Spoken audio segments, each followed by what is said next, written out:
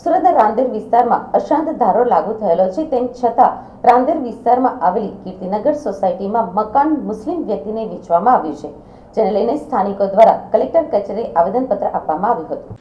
આ આવેદનપત્રમાં કહેવામાં આવ્યું છે કે કીર્તિનગર સોસાયટીના 80 નંબરના બંગલોને મુસ્લિમના નામે તબદીલ કરવામાં આવ્યું છે, જેથી અશાંત ધારા અધિનિયમ 1191ના કલમ 5(3)ની જોગવાઈનો સરેઆમ ભંગ થયો છે, જેથી સોસાયટી વાસીઓની અરજને મંજૂર કરવામાં આવે।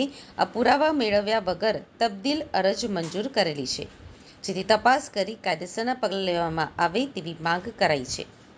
જોશુઆ માર્ટિન નામના સ્થાનિકે કહ્યું છે કે છેલ્લા 5 વર્ષ જેટલા સમયથી આ વિસ્તારમાં અશાંત ધારો અમલમાં છે, તેમ છતાં અહીંના બંગલા નંબર 80 મુસ્લિમ સમાજના લોકોને વેચી દેવામાં આવ્યો છે, જેથી અહીંયા ચાલતી પ્રવૃત્તિઓને લઈને પોલીસમાં અરજી કરવામાં આવી છે, સાથે જ કલેક્ટરને રજૂઆત કરવામાં આવી છે।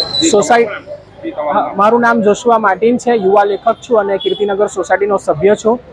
છેલ્લા 2 દિવસથી સોસાયટીની અંદર જે પ્રકારનું વાતાવરણ સર્જાયું છે અને ગઈકાલે જે ઘટના બની, અસામાજિક પ્રવૃત્તિ, અસામાજિક તત્વોએ કીર્તિનગર સોસાયટીની અંદર ગેરકાયદેસર રીતે પ્રવેશ કરવાનું એ લોકોએ તાવીજ રચી હતી અને પ્રવેશ થયો પણ ખરો। સૌથી પહેલાં તો એ અસામાજિક તત્વો સામાન્ય વ્યક્તિઓની જેમ જ સોસાયટીની અંદર ગેરકાયદેસર પ્રવેશ થયો। થોડીક નાની બોલચાલ થઈ, ત્યાર પછી પોલીસ સ્ટેશન બધા ગયા, સોસાયટીના સભ્યો, અને ત્યાર પછી ખબર પડી કે એ અસામાજિક તત્વ છે, બહુ મોટો બુટલેગર છે અને બહુ મોટા વ્યક્તિના મર્ડર કેસ પર એની પર એનો ચાર્જ છે। સૂર્યા મરાઠીના મર્ડરમાં એ વ્યક્તિનો હાથ છે અને મુખ્ય આરોપી છે।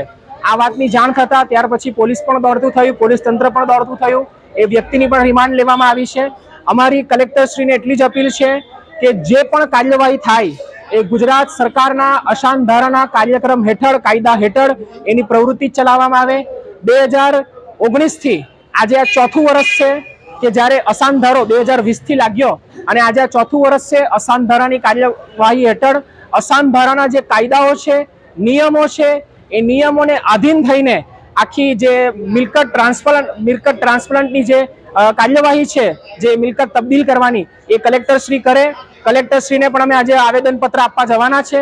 કલેક્ટરશ્રીને પણ વિનંતી છે કે આગળ પણ કીર્તિનગર સોસાયટીના 5 નંબરનો બંગલો, એમાં પણ આ પ્રકારની અસામાજિક તત્વોએ પ્રવેશ કરવાનો પ્રયત્ન કર્યો હતો, એની પર અમે સ્ટે લાવ્યા હતા અને અમે ફરી એક વખત આજે અમે આ 80 નંબરના બંગલા પર સ્ટે લાવવાને માટે કલેક્ટરશ્રીને અપીલ આપવા આવ્યા છે અને મને પૂરો વિશ્વાસ છે કે સરકારી તંત્ર, બ્યુરોક્રેસી અને કલેક્ટરશ્રીની ઓફિસ પણ અમને સહકાર આપશે।